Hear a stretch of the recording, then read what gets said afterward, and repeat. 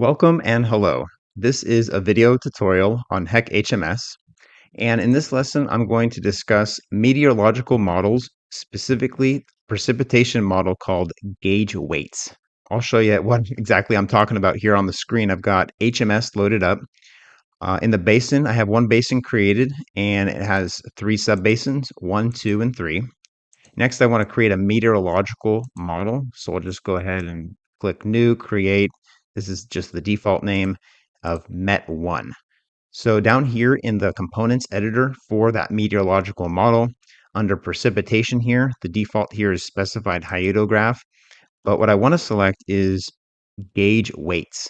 So this lesson is going to be about this gauge weights precipitation method in HEC HMS. All right, so the gauge weights method uses data from multiple precipitation gauges to develop the hyetograph for each subbasin in the meteorological model. Right now, our model doesn't have any basins or subbasins assigned to it, so that'd be a good first step.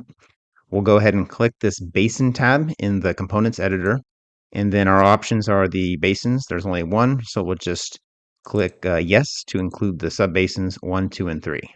So when I click save here, now we have subbasins 1, 2, and 3 associated with our meteorological model. And if I expand one of the subbasins, we now have that meteorological precipitation method, gauge weights, for us to define some data for. Before we can do that, we need to actually set up the some gauges, both time series data sets and precipitation gauges that are specific to this meteorological model. We can also use empirically derived weights and index values for gauges and subbasins to improve the accuracy of the expected precipitation in those resulting hyedographs. Let's go ahead and click on Components and then Time Series Data Manager. What we want to do is create some precipitation gauges. So we'll select our data type, precipitation gauges, that's correct, and then click New. And then for a name, I'm just going to assume the default name here, nothing fancy, and then click Create. Now, if you see over here in our Watershed Explorer, we have a new directory for time series data. If we click to expand that, we now have a directory for precipitation gauges, and inside there we have our gauge 1 that we just created. Let's go ahead and add a couple more gauges just for good measure. Time series data manager, precipitation gauges, new. I'm just going to go ahead and say gauge 2, create, gauge 3, and create. So I think 3 gauges is fine. If you want to actually define the data for that time series data set for precipitation, go ahead and click on the gauge name in the Watershed Explorer. And then down below in the components editor, we have our data. Now, this is just the metadata of the data set itself. For instance, the data source would be manual entry or DSS file or path. The units is either incremental or cumulative, or either millimeters or inches. So I may say it's incremental inches. The time interval, of course, is the duration of each time step in the simulation. That can be as short as 1 minute or as long as 1 day. So I'm going to go ahead and set it to 1 hour. And then degrees for latitude and longitude, this is decimal degree, that's optional. All right, once we have our data, we need to actually select the time window first. So if you expand the gauge by clicking the little plus icon, we have one default time window here, and we can go ahead and set the values for the start and end date time, as well as creating additional time windows by right-click, Create Time Window. So if we just use this time window, that's fine. We would just go ahead and set the date time for start and end of the data set that we have data for, precipitation. And then over in this table tab is where we would either type in or paste in the actual incremental inches rainfall for that duration that we specified. Lastly, there's this graph here on the far right, which allows us to visualize the data that we inputted in the table tab just to make sure that it looks correct. All right, our other option for data source is DSS file. So if we go ahead and select that, we would navigate to our DSS file here. And then for the path name, we would click this button and then select the specific path that's saved in the DSS file to use for precipitation. Okay, I'm going to go back and just go manual entry though.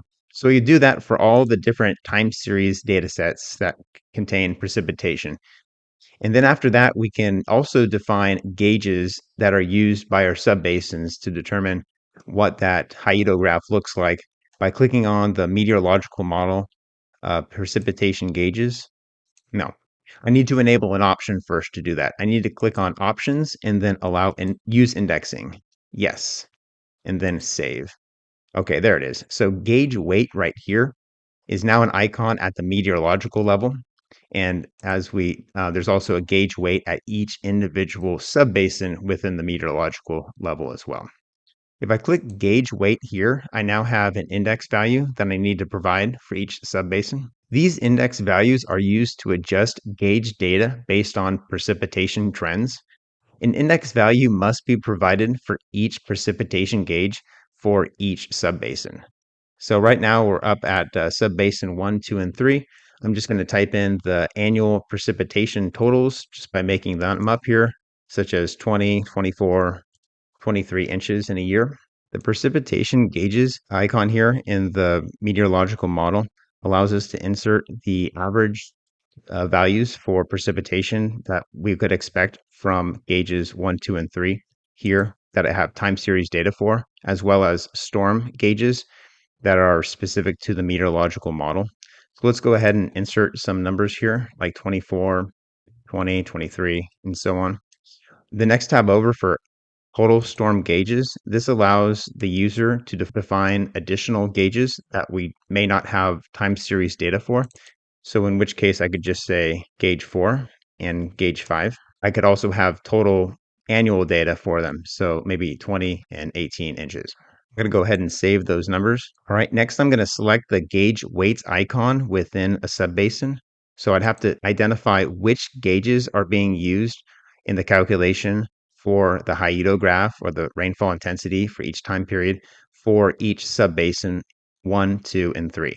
Right now I've selected subbasin 1 and gauge weights. In this first tab here, I have to select which gauges will be used. And then the second tab, weights, I will be able to provide that depth weight. So let's go ahead and hypothetically say gauges 1, yes, and 2, and gauge 4. These 3 gauges, I'll click save, should now appear in my weights tab. Okay, so here they are. Now I can go ahead and specify the depth weight. Another option at the meteorological level for if I click on precipitation gauges, it's like Met1, and then the options tab is this total overwrite, yes or no. And I'm going to say yes. Now, for each gauge, I have the option to overwrite what the total depth of precipitation should be during the storm event, but it's an optional input. I don't have to enter that data at all, but I could for just 1 gauge or 2 gauge or all of the gauges if I wish. Whereas with indexing, all the index values have to be defined for it to work. So let's go ahead and show you what that looks like. I'll go ahead and click on precipitation gauges. And now I have total depth here as a separate column. And in time series gauges, I have total depth as well. So I'll just go ahead and type in, say, it'll be 2 inches for gauge 4, and gauge 5, I'm just going to leave that blank. In time series, I'll say it's 2.5 inches, gauge 2 got 4 inches, and gauge 3 is blank. What that means is for gauge 2, all the values in the gauge record are proportionally adjusted to have the same sum or total value that's equal to the specified value of 4 inches here, as opposed to gauge 3, which doesn't have a value of total depth, which means that the total depth will just be whatever is the sum of the individual precipitation values during the entire course of the simulation. Whereas gauge 2, it will still assume the same pattern as the input time series dataset provides, but the individual precipitation values for each time interval may be more or less than the actual value because we're doing this depth override and saying that the sum must be 4 inches. Therefore, all of the individual time periods must adjust proportionally, either up or down. Now would probably be a good time to show some equations. So what we're trying to solve for is this mean areal precipitation on the left, P sub map, and that will later be used to calculate the hyetograph, which is just the rainfall intensity at each time period. So this is a function of the weights that we're assigning times the precipitation at time period t, where sub I represents gauge I. and would only be used for the gauges that we say are going to be used based on that yes or no selection for each subbasin. If that's with weights, but if we also introduce index values, we have two new terms in front of the weight here in the numerator, which represents the index precipitation at a subbasin, as well as the index precipitation for gauge I. So that just complicates the equation a little bit. These equations are described in the HMS Technical Reference Manual, so I will leave a link in the description of this video to that website. The next equation down on the page is easier to read here, so I pasted it into this Word document. But it includes the depth now. Now we have the total depth measured at the gauge divided by the optionally specified storm depth. This will basically enforce that the depth at each gauge I that has a specified gauge depth is honored. And then lastly, once we have that P sub map value, which there should be an A right here, but the mean aerial precipitation, which is the cumulative amount of rainfall, then we can calculate the Hyedo graph, which is this P sub T. It's basically the rainfall intensity at each time period of the simulation based on that total storm precipitation and then the parameters you're seeing here, which is the weights and then the precipitation at each time period T. The user's manual mentions that to determine the index values, or I should say the weights, that these values should be calculated outside of HMS first. And a couple different methods include Thiessen polygons, inverse distance squared, and ISO Hyedo contour lines. What we're seeing in this graphic is shows the Thiessen polygon on the left, where we have 5 different gauge stations. They're labeled A, B, C, and D here with the dots.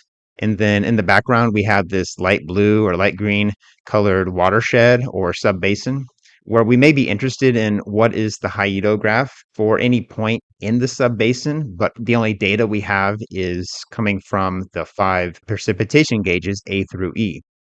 So what it's doing is it's drawing a line between the gauge locations, and then it's bisecting that. It's got a solid black line that intersects that line halfway, orthogonal, and then that connects to another line of similar nature to basically create this mesh or this grid. So based on the location within this blue watershed you want the Hyedo graph for, as well as these different contour lines, you can perform an interpolation of sorts. Over on the right, we have an ISO Hyedo contour lines, which basically just sketches out lines of equal rainfall intensity at time period T. If you're looking for a rainfall intensity at any time period T in this light green subbasin area, you could draw out the ISO Hyedo lines and then again perform some sort of interpolation based on the contour lines you're seeing. 1 inch per hour line, 2 inch per hour, 3 inch per hour, and so on. Back in HMS, if we click on one of the subbasins gauge weight icons and then navigate over to weights, here we specify the depth weight if we want to. And then over on the right, we have a time weight factor. So say, for instance, it's an even split between gauges 1 and 2. We could say 0.5 and 0.5, or it may be all for gauge 1. So I could just say 1 here and then 0 for gauge 2. What this refers to is it corrects for the possibility of a moving storm so that the Hyedo graph is more accurate. The reference manual shows what may be the cause of a moving storm. So for instance, gauge A on this top plot shows a Hyedo graph of 10 millimeters per hour for the first 2 hours and then 0 after that. And then gauge B down below, there's a second Hyedo graph which shows 10 millimeters per hour of rainfall intensity for hours 2 through 4, but 0 rainfall for the first 2 hours. This could represent, in a very crude, simplistic way, a storm moving from gauge A to gauge B. Now, it probably wouldn't be this quite clean or crisp, but you get the idea. So if there's equal weights, we could just perhaps assume that this is a 4-hour storm with an average intensity of 5 millimeters per hour. But if, for instance, there was some sort of overlap, it could result in a shorter storm duration, but a higher intensity than 5 millimeters per hour. So that's what the time weight factor is used for. All right, well, that was it for this discussion on the gauge weight precipitation method. In the meteorological model in HEC HMS, we talked about the different subbasins and then their gauge weights, their depths, the index values, and then a few different equations to calculate the mean areal precipitation and then ultimately the Haidó graph for each subbasin.